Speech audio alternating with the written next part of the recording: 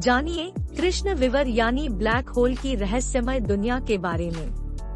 कृष्ण विवर यानी black hole अत्यधिक घनत्व तथा द्रव्यमान वाले ऐसे पिंड होते हैं जो आकार में बहुत छोटे होते हैं। इसके अंदर गुरुत्वाकर्षण इतना प्रबल होता है कि उसके चंगुल से प्रकाश की किरणों निकलना भी असंभव होता है।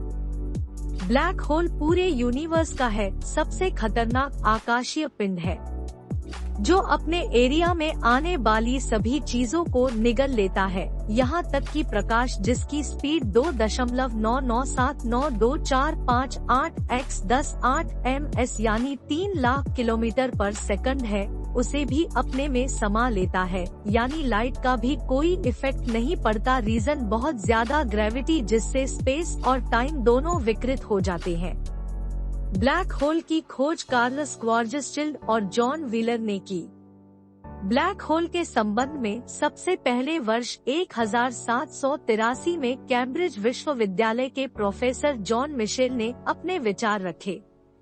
मिशेल के बाद वर्ष 1796 में फ्रांसीसी वैज्ञानिक पियरे साइमन लाप्लास ने अपनी पुस्तक the system of the world में ब्लैक होल के बारे में विस्तार से चर्चा की। ब्लैक होल का निर्माण किस प्रकार से होता है, यह जानने के लिए तारे के विकासक्रम को समझना जरूरी है।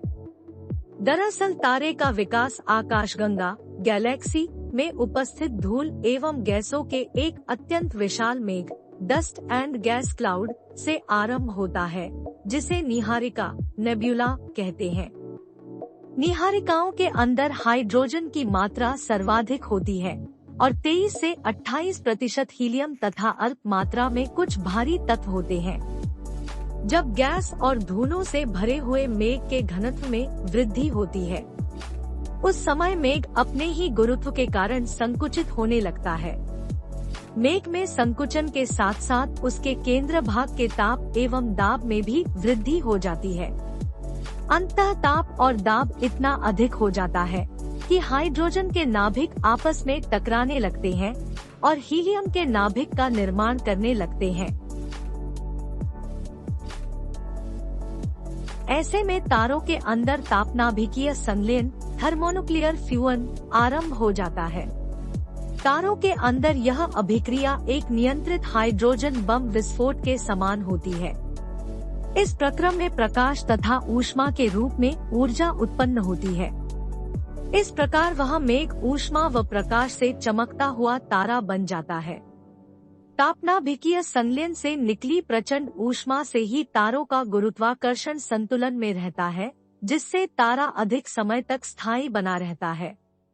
अंततः जब तारे के भीतर मौजूद हाइड्रोजन तथा अन्य नाभिकीय ईंधन खत्म हो जाता है, तो वह अपने गुरुत्वाकर्षण को संतुलित करने के लिए पर्याप्त ऊष्मा नहीं प्राप्त कर पाता है। ऐसे में तारा ठंडा होने लगता है।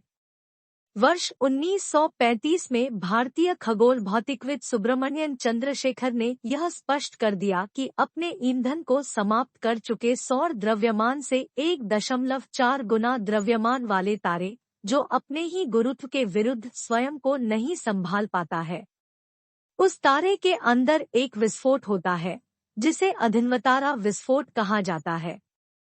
विस्फोट के बाद यदि उसका अवशेष बचता है, तो वह अत्यधिक घनत्वयुक्त न्यूट्रॉन तारा न्यूट्रॉन स्टार बन जाता है।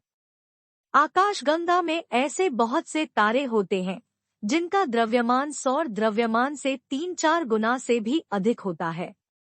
ऐसे तारों पर गुरुत्वीय खिंचाव अत्यधिक होने के कारण तारा संकुचित होने लगता है और दिक्काल स्पेस टाइम विकृत होने लगती है। परिणामतः जब तारा किसी निश्चित क्रांतिक सीमा क्रिटिकल लिमिट तक संकुचित हो जाता है और अपने ओर के दिक्काल को इतना अधिक झुका लेता है कि अदृश्य हो जाता है, यही वे अदृश्य पिंड होते हैं जिसे अब हम कृष्ण विवर या ब्लैक होल कहते हैं। अमेरिकी भौतिकविद जॉन व्हीलर ने वर्ष 1967 में पहली बार इन पिंडों के लिए ब्लैक होल शब्द का उपयोग किया।